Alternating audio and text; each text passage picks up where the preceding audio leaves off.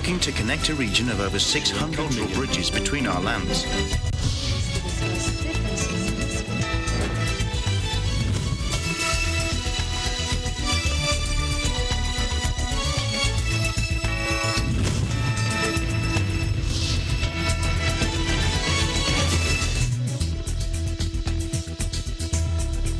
Hello and welcome to ASEAN in Focus. I'm Alma Angeles and we're coming to you live from Manila and Bangkok. Hello, Faye. Hello, Alma. I am Faye Barte, bringing you the news in the dynamic ASEAN region from EBC Thailand Bureau. On today's headlines. Nakakahiya. According to a Reuters report, the presumptive President Bongbong Marcos was greeted by some protesters gathering outside an address in central Melbourne. And Marcos spokesman says the Filipinos' actions were embarrassing and shameful. I think the best authority or person. And the Commission on Elections, or the COMELEC, is ready to follow orders from the Supreme Court in connection with the petition to stop Congress sitting as the National Board of Canvassers from counting the votes of presidential frontrunner Ferdinand Bongbong Marcos Jr. in the May 9 polls. In form and substance, nasa kagalang-galang na. And China's zero-COVID policy will hold back a full air travel recovery in the Asia-Pac region, according to a top airline industry group, warning this on Tuesday, adding to calls for Beijing to ease its hardline stance in a summit in Singapore.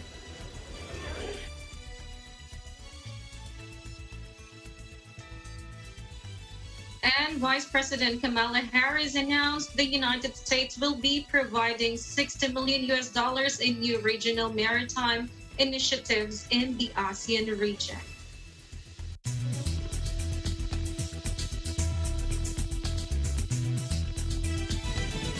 First in our news, here in the country, in a press conference, spokesperson Attorney Vic Rodriguez said presumptive President Ferdinand Bongbong Marcos Jr. flew to Australia for a much-needed rest and vacation. First, let's listen in.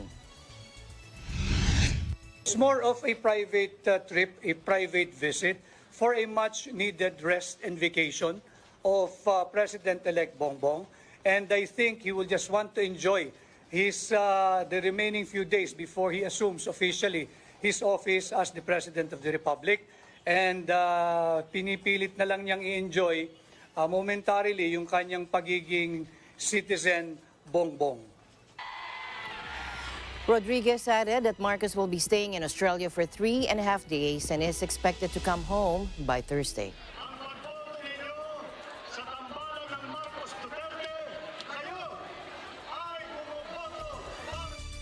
And in Australia, Rodriguez said the Australian Prime Minister met with Marcos Jr., who earlier received congratulatory messages from the leaders of US, China, Japan, and even the Europe. In a phone call, he said the Australian Prime Minister conveyed his congratulatory messages. Now let's take a look. At kanya ring ipinahatid ang kanyang pagbati sa sambayan ng Pilipino dahil payapa nating nairaos ang pinakademokratikong uri ng pamimili ng leader. Kinilala rin niya yung credibility and integrity of our electoral process, and he congratulated the Filipino people for electing overwhelmingly the new President-elect and Vice President-elect in the person of Bongbong Marcos and Inday Sara Duterte.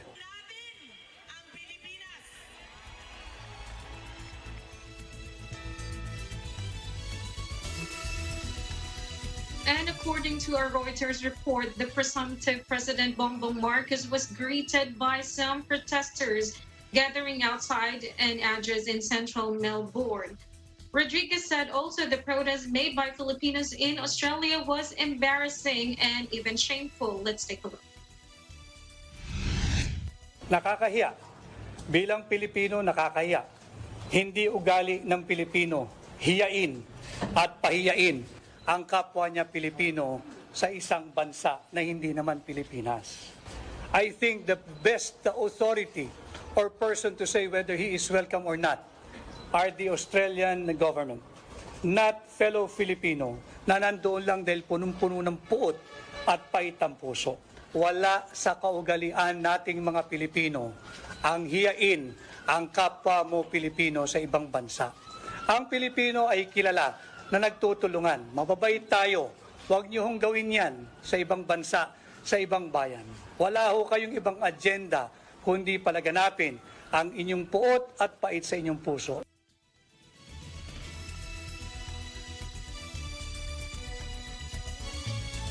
Meanwhile, COMELEC, or the Commission on Elections, said they are ready to follow orders from the Supreme Court in connection with a petition to stop Congress, sitting as the National Board of Canvassers, from counting the votes of presidential frontrunner Bongbong Marcos Jr.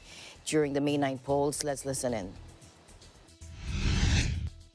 Given that the same is already lodged again with the Supreme Court and has taken cognizance of it, we will await the decision of the Supreme Court on the matter. And again, COMELEC will always abide by any order, notice, or decision of the highest court of the land. Of course, it is discretionary on the part of the Honorable Supreme Court whether the petition is meritorious, in form and substance, nasa kagalang-galang na Korte Suprema natin yon. And at this point, of course, the COMELEC being a party to that case, we will just wait for the action of the Supreme Court on what the Supreme Court will do as far as the case is concerned. Incidentally, Commissioner Garcia has inhibited in all cases before the COMELEC involving Marcos. On Tuesday, the petitioners filed their petition before the High Court asking to issue a temporary restraining order against Congress, sitting as the NBOC, and prevent it from canvassing votes for Marcos. Likewise, they also asked the Supreme Court to reverse and set aside the decision of the COMELEC and Bank, which earlier dismissed the disqualification cases filed against the presidential candidate who's leading in the unofficial canvass of votes in the presidential race. And an official of the Commission on Elections, or the COMELEC, on Tuesday said there is nothing wrong with the plan of leading vice presidential candidate Sara Duterte to hold her oath, or oath taking ahead of June 30, the official start of her term. According to COMELEC Commissioner George Garcia, the former Davao City mayor may proceed to hold her oath 11 days ahead of the beginning of her term as the second highest official of the country. Let's take a look. Tribunal, or in the case of Pimentel versus COMELEC and Subiri before the Senate Electoral Tribunal. However, I don't know what is the relevance now, because in the case of Reyes versus COMELEC, the Supreme Court clarified that there is now the third requisite before the COMELEC is divested of jurisdiction. First is proclamation, second is valid oath, and third is assumption to office. Which assumption to office can only happen at 12:01 of June 30. So maybe you can get the relevance there. But I think there is no pending case against the Vice President-elect before the COMELEC.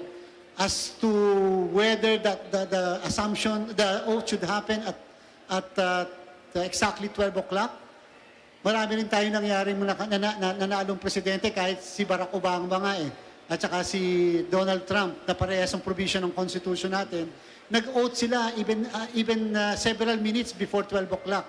Question. Is that a violation of the Constitution? Nobody questioned. Kung natatandaan ko, the two former presidents before took their oath at 11:45, not exactly at 12 o'clock. So meaning to say, pwede naman palang mas maaga. Basta ang usapan lang, mag-o-oath, number one, at exactly, mag-a-assume at exactly 12:01, at number two, dapat yung content ng kanilang oath ay yun nakalagay sa Constitution.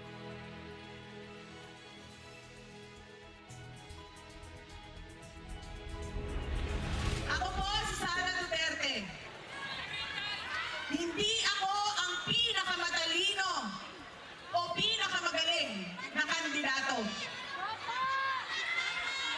Ako ang pinakamaganda. Totoo yan. Mga kababayan, mula sa aking puso, para sa Diyos,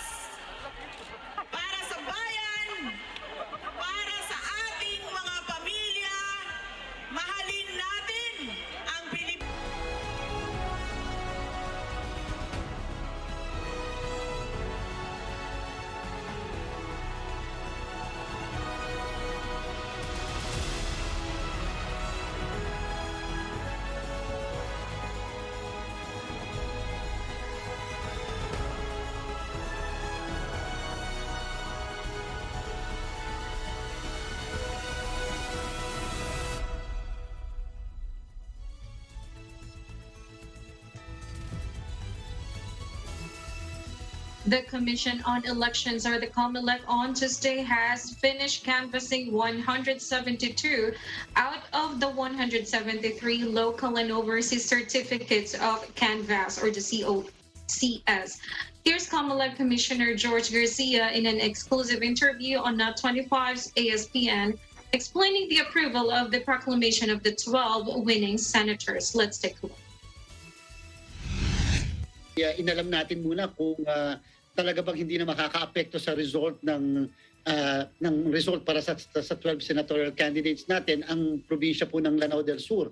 Sapagkat 173 COCs po, Certificate of Canvass dapat, ang ating pong ika-canvass, kaya lamang po ang dumating pa lamang sa atin ay 172. Yung pong isa kasi ay ang Lanao del Sur, hindi pa po siya nakakapag-transmit ng kanyang result sapagkat hinihintay po kasi yung mangyayari po ng special election sa Tubaran, Lanao del Sur. Isang munisipyo po yan, 14 na presinto lamang naman po yun. Kaya lang, hindi po siya makakapag-transmit, hindi rin makakapag-transmit yung probinsya. So inalam po muna ng Board of Canvassers, ng National Board, kahapon kung exclude ba natin yung probinsya ng Lanao del Sur, ay pwede pa rin ba tayo magproklama ng senador? Wala bang effect sa ranking nila from 1 to 12? At lalong-lalo na, wala bang magiging problema sa number 12 at saka 13 kung sakaling maghahapon? Yes po. So na-determine po ng aming pong iba't ibang group sa ating pong National Board of Canvassers na sadyang wala pong effect kahit po sa ranking ng mga senatorial balls natin o ng mga senator-elect po natin. Nagsusug po tayo na magproklama na po tayo ngayon kasi kahit paano po at least mawala na yung agam-agam at least issue po ng senador, party list na lang po yung natitira po namin. Ayan. Now, Speaking which of is party supposed to be list, tomorrow, yung proclamation, bakit po ipinagpaliban yung proklamasyon Sapagkat naman yung yung ating party list ng mga representatives? Opo, Ma'am Ali, kasi po yung party list po, ganito po, yung pong number of votes involved sa Lanao del Sur ay 685,000, more or less. Okay. So, 685 po yun. Although alam na po naman namin yung result din sa bawat party list. Kaya lang po, remember po, yung result ng Lanao, officially, ay hindi pa pumapasok sa ating National Board of Canvassers. Okay. Ibig sabihin, hindi pa po siya officially canvass, kahit maaaring alam nyo na kung ano yung result po noon. Maapektuhan po kasi yung pinaka-denominator. Ang basihan po kasi ng proklamasyon ng party list ay nakabase doon sa tinatawag na number of votes who voted for the party list. So ibig sabihin po, kung meron tayong 55 million na botante na bumoto noong nakarang eleksyon, hindi naman po lahat sila ay bumoto sa party list. Maaaring ang bumoto lang po doon, sabihin na po natin 30 million. Sila po ang nagka-interest lang na bumoto sa likod ng balota tungkol sa party list. So yung ibabase po natin yung pong 2% threshold at yung mga iba pang computation doon po sa number of votes na yon na 30 million. Ang problem po, hanggat hindi na isasama yung boto na involved sa Lanao del Sur, pwede po maapektuhan kasi yung ranking o yung involved na ilang seats ba available o pwede.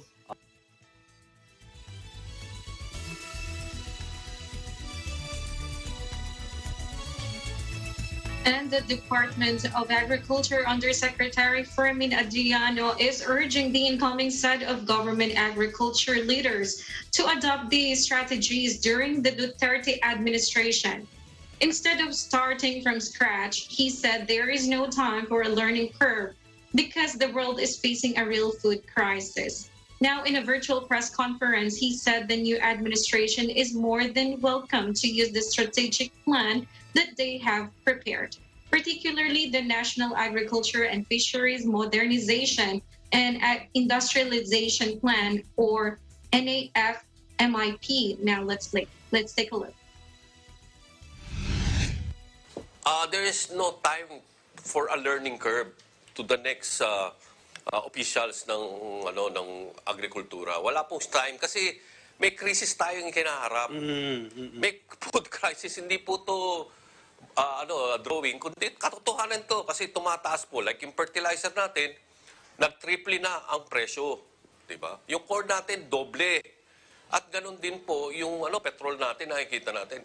So talagang may threat sa food security. Pag tinignan mo yung production ng Russia at Ukraine, wala po silang production ng May, June, July, August. Kasi nga sa gera, yung ginagamit pa natin, yung last year production nila, lalo na magkakaroon ng shortage this year kasi talagang walang production at walang lumalabas na export doon sa Baltic Sea. So, ang laki talaga po ng problema na hinaharap natin. Ng buong mundo actually. Ang layunin ng ng plano, ang ultimate objective, pataasin yung productivity na magsasaka. That means we want the farmers and fishers to be efficient producers, to be competitive. At pag sinabi mong efficient, mataas ang ani, pero yung kanilang pagbebenta sa consumers, mababa na yung presyo. Na nakikita natin sa ating mga neighboring countries, mapunta ka sa Thailand, Vietnam, mataas yung production nila ng bigas, kaya pwede nilang benta yan ng mga 24-25 sa Vietnam. At yun, pag tinignan mo sa consumers, 24-25 lang. Kasi ang production cost nila, mga 6 to 8 pesos lang eh. Agriculture Secretary William Dar earlier assured the next administration that it will be given the detailed NAFMIP or NAFMIP to actualize modernization targeting short to long-term development in Philippine agriculture. Now, the DA said this will address the significant problem of the Philippines on low productivity for several agricultural products, resulting in its low contribution to the country's economic growth. And recently, the Philippine Statistics Authority reported a 0.3% contraction in the country's agriculture and fisheries for the first quarter of 2022. To Ukraine now, after weeks of fighting, it seems that Mariupol, the key city, has now fallen to Russian forces. Take a look. Here's an update on what we know right now. The Ukrainian military has ordered their soldiers to stop fighting, and the focus now is on getting their troops out of a steel plant where they have been under heavy fire. Russia is now saying they are going to interrogate those soldiers to check their involvement in crimes committed against civilians. Again, to recall, it is Russia who has been accused of those war crimes and not Ukrainian soldiers.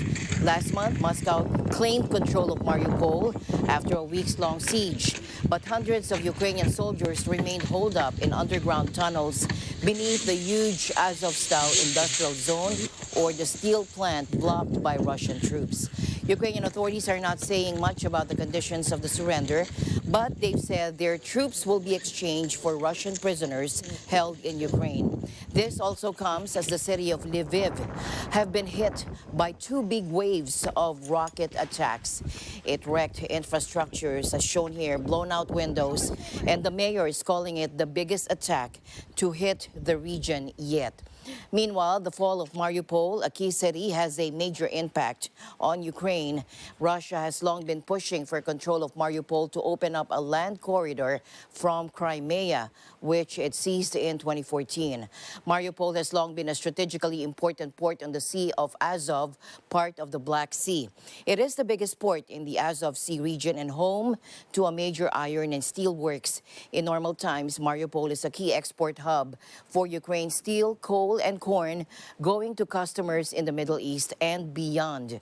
Losing Mariupol would be a major blow to what is left of Ukraine's economy.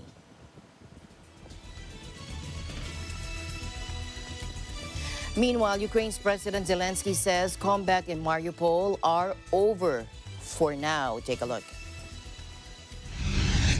He said, "We hope to save the lives of our boys. Among them are heavily wounded, and they are being treated. I want to underline, Ukraine needs its Ukrainian heroes alive. This is our principle. I think these words can be understood by all adequate people." The Ukrainian government said they'll be part of a prisoner swap. Russia's investigative committee, which probes major cases, said that the Ukrainian troops from Azovstal would also be questioned. Russia's Supreme Court also saying it will consider a request from prosecutors to designate the Ukrainian soldiers in the Azov battalion team as a terrorist group. Meanwhile, Kremlin spokesman Dmitry Peskov said President Putin guaranteed that they would be treated according to the relevant international laws. And the news continues. They're on ASEAN in Focus. We'll be right back. Stay tuned.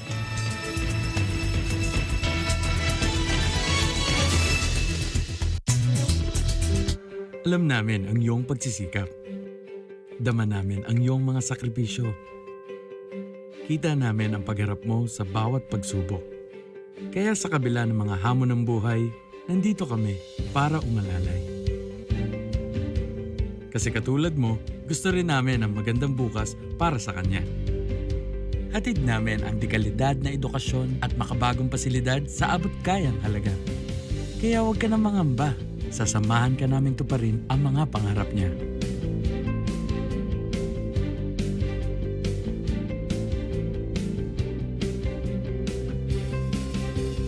Maaasahan mong sulit dito ang mga pinagsikapan mo. Sa aming mga makabagong pasilidad at sistema ng edukasyon. Mailalabas natin ang aking talino at mga kakayahan niya. Kahit sa munting halaga, makakasiguro ka na makakasabay siya sa mabilis na pag-ikot ng mundo. Sa New Era, karamay mo kami sa bawat hamon. Kaagapay mo kami sa bawat hakbang. Kasama mo kami sa bawat ngiti at tagumpay.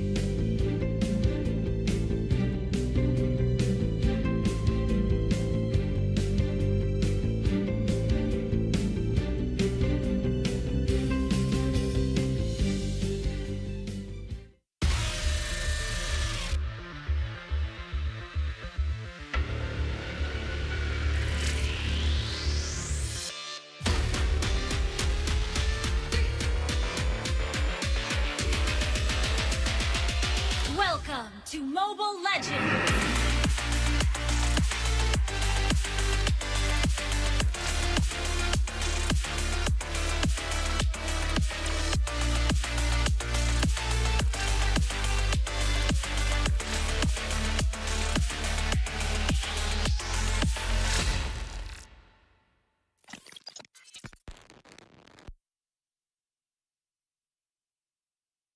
No, I'm good. Thank you. Tawagin na lang. Salamat. Uy! Uy! Wait! Saka lang! Saka lang! Makakalain mo, sinusundan kita. Kataon lang to, ha? Isang barya ang magpapasya kung sino kina Erwin at Luz ang susunod na mayor ng bayan ng pinagkaisahan. Heads ako. Tails ako. Ito na siguro ang pinaka-importanteng sandali ng kandidatura ninyo. Handa na ba kayo? Panalo o talo, it's you! Weeknights pagkatapos ng Mi Esperanza. Dito lang sa Net25, Prime Time ng Pamilya.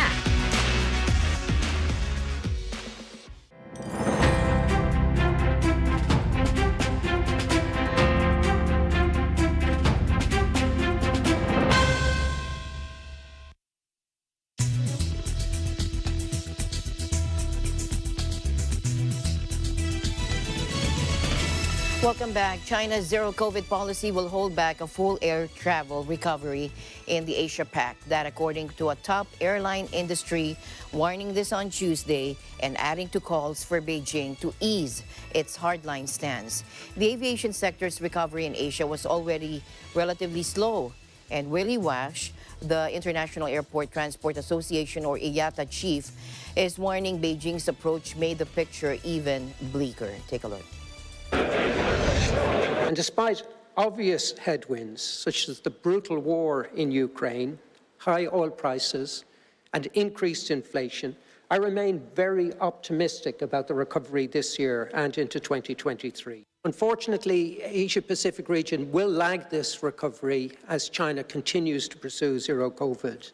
But it would be great to see countries like Japan take a bold decision and to remove restrictions on international tourists and rebuild the fantastic work that that country did in growing their tourism industry. China, the world's second biggest economy, is seeking to stamp out the coronavirus entirely with rapid lockdowns and mass testing, and the measures have hammered both domestic and international air travel. COVID has put it at odds with many Asian governments, which have started reopening borders and dropping quarantine and testing requirements in recent months. Last week, the World Health Organization said the approach was unsustainable. Pollution caused some 9 million people to die prematurely in 2019, according to a new global report published today, with experts raising alarm over increasing deaths from breathing outside air and the horrifying toll of lead poisoning. Human-created waste in the air, water, and soil rarely kills people immediately, but causes instead heart disease, cancer, respiratory problems, diarrhea, and other serious illnesses. The Lancet Commission on Pollution and Health said the impact from pollution and global health remains much greater than that of war, terrorism, malaria, HIV, tuberculosis, drugs, and alcohol. Chemical pollution is also increasing, with lead poisoning alone causing 900,000 deaths. Even that, the report warned, is likely a substantial undercount in light of new research suggesting there's no safe level of exposure. People continue to be exposed to the toxic substance, largely due to unregulated recycling of lead, acid batteries, and e-waste. Contaminated culinary spices are also a culprit. Elevated lead levels in blood, estimated to affect hundreds of millions of children, also harm brain development and are linked to serious losses of cognitive function. The report also said lead is also linked to a spike in behavioral disorders and diminished economic productivity, with global economic losses estimated at almost $1 trillion annually. In general, the review found air pollution, accounting for a total of 6.7 million deaths globally in 2019, was entwined with climate change because the main source of both problems is burning fossil fuels and biofuels. Now let's take a look back at some of the stories that made headlines for ASEAN this week. Leaders from the Association of Southeast Asian Nations, or ASEAN, met President Biden, and U.S. President Joe Biden declared to Southeast Asian leaders on Friday that the relationship with ASEAN is the future. The summit was aimed at shoring up trans-Pacific ties and countering China's heavy influence in the region. Now let's take a look. President. And the breadth of our discussions reflect just how vital the Indo-Pacific and ASEAN region are to the United States of America from our perspective.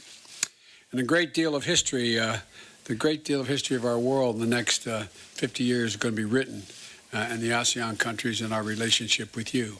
It's the future in the coming years and decades. The ASEAN centrality is the very heart of my administration's strategy in pursuing the future we all want to see, and I mean that sincerely. The Indo-Pacific is an Indo-Pacific that is free and open, stable and prosperous, and resilient and secure is what we're all seeking. Today, I'm announcing another $150 million of initiatives to deepen U.S.-ASEAN relations and achieve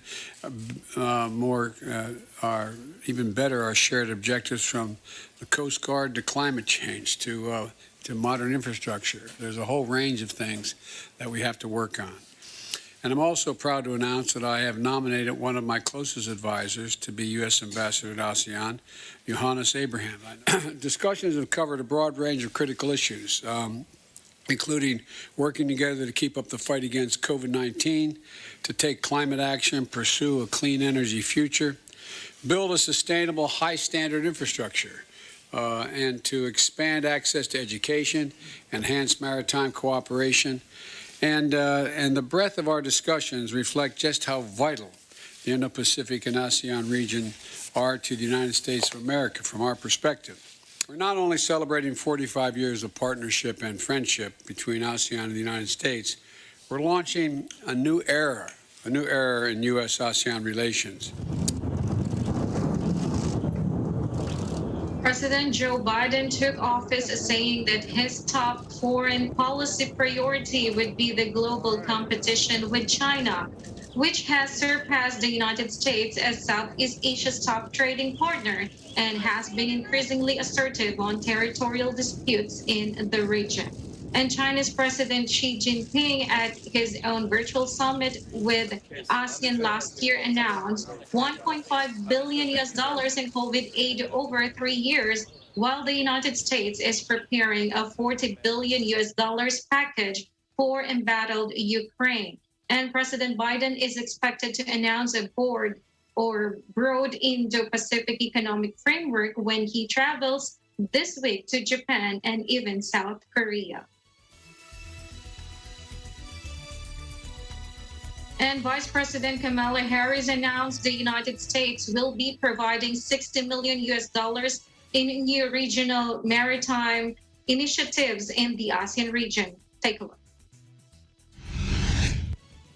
As you all know, last year I decided to travel to Singapore and Vietnam early in our administration to demonstrate our commitment to Southeast Asia and to strengthen our partnerships in the region. I remain personally very focused on deepening our relationship with ASEAN and all of your nations. And I will once again make clear the United States has an enduring commitment to Southeast Asia, and we recognize ASEAN's centrality in the region's architecture. As an Indo-Pacific nation, the United States will be present and continue to be engaged in Southeast Asia for generations to come. Our partnership with ASEAN also directly affects the prosperity and security of the American people. On the issue of prosperity, resilient supply chains in Southeast Asia benefit American consumers. When global supply chains are flowing, more goods are available, and prices, of course, come down. Southeast Asia is the fourth largest market for American goods, and our economic relationship supports more than 600,000 American jobs. We stand with our allies and partners in defending the maritime rules-based order, which includes freedom of navigation and international law. I also believe we must significantly grow our partnership with ASEAN as a whole. To that end, I am pleased to announce that the United States will provide $60 million in new regional maritime initiatives led by the United States Coast Guard. Among those initiatives, we will deploy to Southeast Asia a new cutter as a training platform. This is intended to benefit all nations in the region as we conduct multinational training missions to assist in building your capacity. We will also be sending additional personnel, including technical experts, to the region. The White House is trying to demonstrate that it is stepping up involvement in the Pacific, even as the administration has been focused on the war in Ukraine. The maritime initiatives are part of the United States' commitment to more than $150 million in new projects to bolster Southeast Asia's climate, maritime, and public health infrastructure.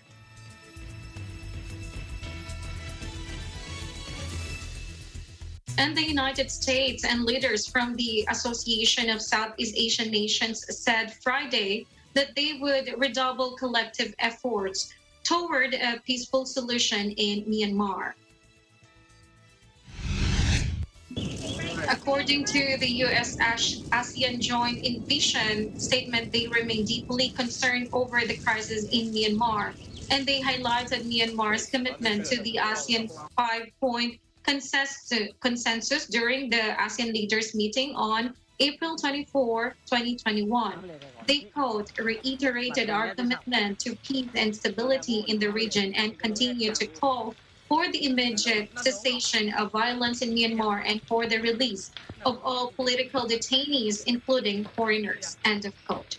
Hundreds of thousands of civilians have been displaced since a military coup toppled the democratically elected government of Myanmar.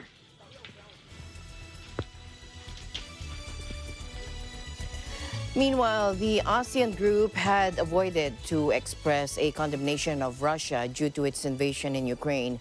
Indonesia has even resisted pressure to exclude President Putin from the November G20 summit in Bali, despite President Biden's and other leaders' threat of a boycott. Instead, before a meeting with U.S. Secretary of State Antony Blinken, Indonesian Foreign Minister Retno Marsudi said they hope to see the war in Ukraine come to an end as soon as possible. Take a look. On the global issue, I would like to reiterate the very consistent of the principle of Indonesia on the importance of respecting territorial integrity and sovereignty of a country to another country. So this principle is upheld by Indonesia very consistently. Our hope is to see the war in Ukraine stop as soon as possible, and we give the peaceful resolution of a conflict a chance to succeed. Because we know that if the war continues, all of us will suffer. And finally, looking forward to welcoming you on the Foreign Ministers meeting of the G20 in July 2022 in Bali. So once again, thank you very much. Thank you.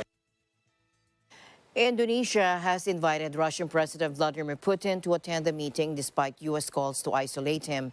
But in a compromise, Indonesia also said it would also welcome Ukrainian President Volodymyr Zelensky to the G7 or G20 summit. Papua New Guinea's Deputy Prime Minister, the Honorable Sam Basil, has died in a car accident. Echo Hortaleza Quinola reports from Port Moresby. Echo.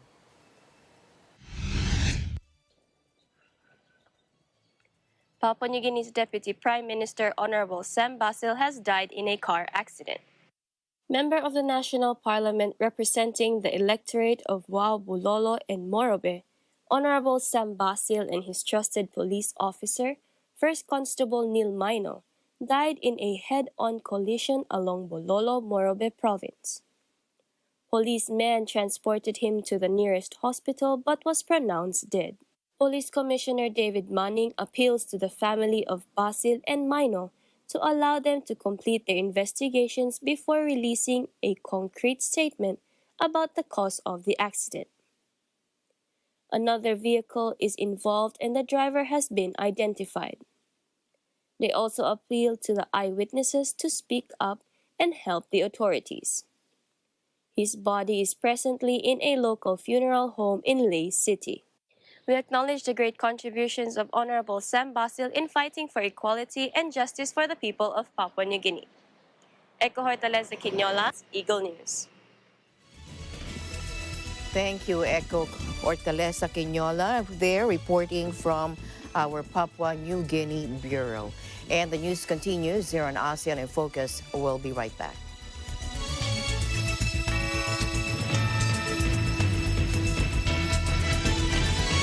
I have good news for you.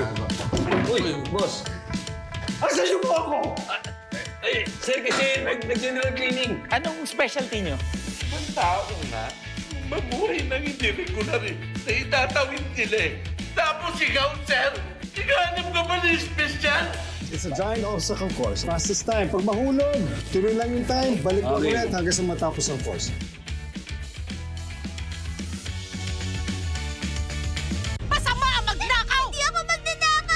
Kalupitan na dapat pigilan. Ayoko na palo! Wala akong masama! Karahasan na dapat labanan. Ano yan, ha? Wala. Nagnanakaw kayo. Akala mo kung sino ang siga? Nananakit ka ng babae?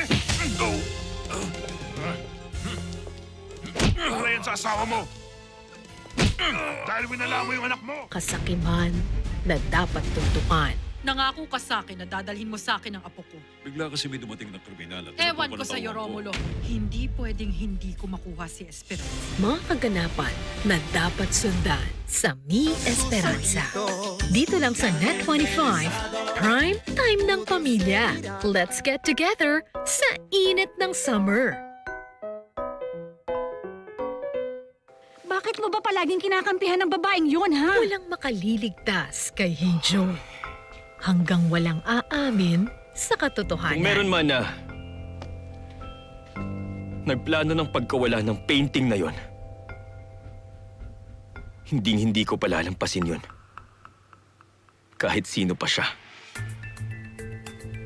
Kahit sarili, hindi makaliligtas. Aamin sa tunay na nararamdaman. Gusto kita. Pakiulit mo nga yung sinabi mo, Hejun. Gusto kita, Mika. Totoo yan. Never twice. Dito lang sa Net25, Prime Time ng Pamilya. Let's get together sa init ng summer. Hello, Bidarkadas! Oras na naman para sa isang do-good and feel-good Saturday night. O nga pala, may mga kasama akong co-hosts tonight. Umagaspas na tayo at panoorin ang makukulay at free-flying birds ng Majestic Wings Philippines. Imbis na magmukmuk dahil sa sakit na psoriasis, ginawa niya pa itong inspirasyon sa kanyang journey in creating the perfect skincare product. Itatambok din natin ang isang bike shop owner na naging viral sensation dahil sa kanyang kabutihang ipinakita sa isang 87-year-old na lalaki. Ako po ang inyong host, Aga Mulak, na nagpapaalala sa inyo, you can be the hero that someone needs. Dito lang sa Bida Kayo kay Aga.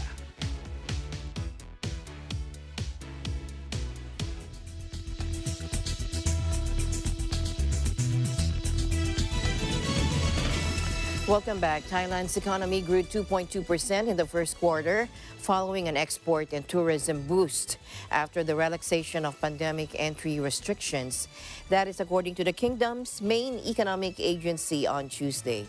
During the pandemic, the Southeast Asia's second-largest economy suffered its worst economic performance since the 1997 Asian financial crisis, with visitor numbers crashing from roughly 40 million annually. However, in April, the government announced the end of compulsory on-arrival COVID tests for vaccinated travelers, as well as the requirement that foreign arrivals wait in a hotel room for the results. Now, robust exports and the easing of COVID restrictions helped boost businesses, the activities, and revived tourism. The agency said global market volatility from Russia's invasion of Ukraine, as well as a slowdown in China's economy, thanks to citywide virus lockdowns, affected the pace of the kingdom's economic recovery. Ukraine is also a key exporter of fertilizer, and the war has reduced supply in Thailand. The Thai government has sought to ease the shortage by sourcing fertilizer from Saudi Arabia.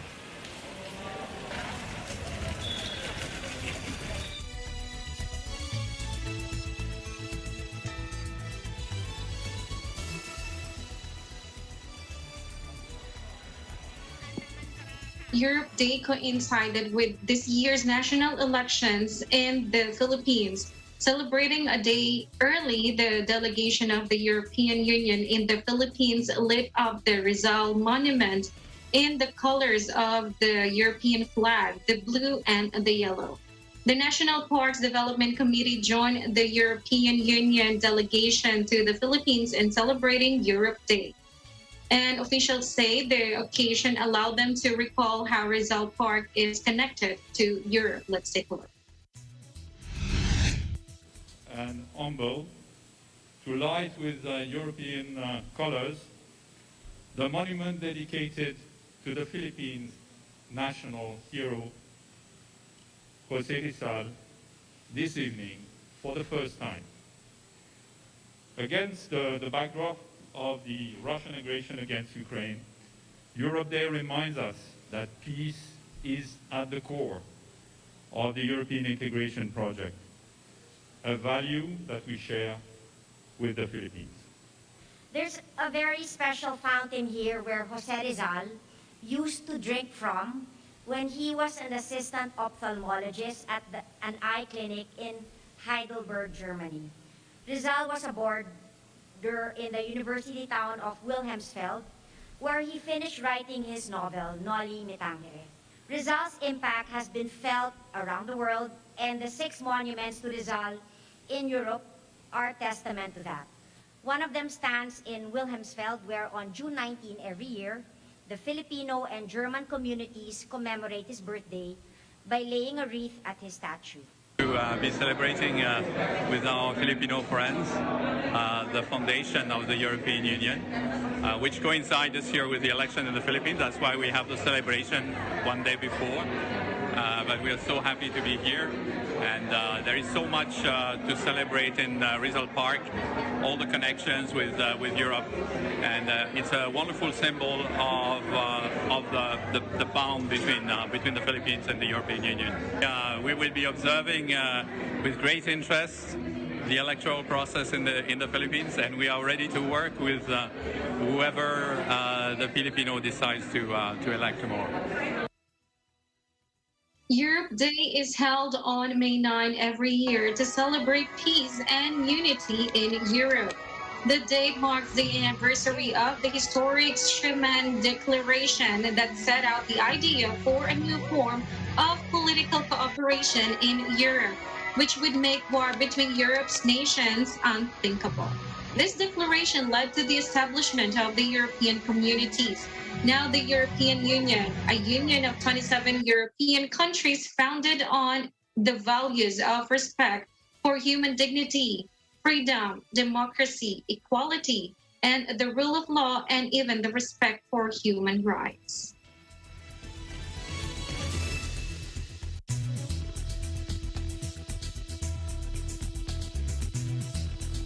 Finally, in our news, Cambodian fishermen on the Mekong River got a shock when they inadvertently hooked an endangered giant freshwater stingray, 4 meters long, weighing 180 kilos.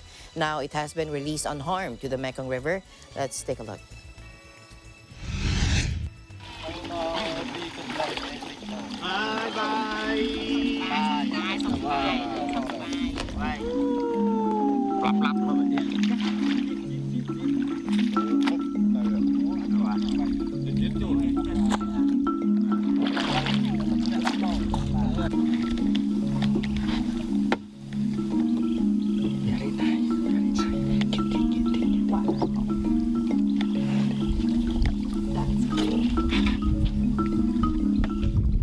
So we've just released our giant stingray back into the wild. As you can see, she's kind of hanging out on the surface of the river here. It's amazing to be able to see her swimming around in her natural habitat and to have participated in the release of this giant stingray today.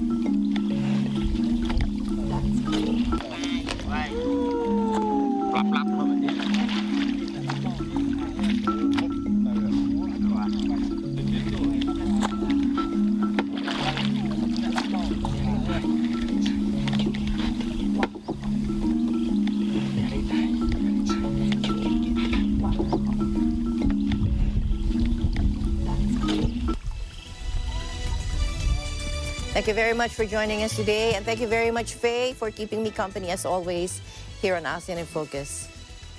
Thank you also, Alma. And that's the latest news in the ASEAN region. Thank you for joining us today here in ASEAN in Focus.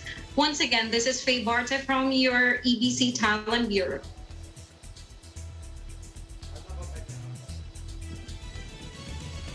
And that's it for today's broadcast. We'll see you back next week here on ASEAN in Focus, same time, same place. I'm Alma Angeles. Have a good day.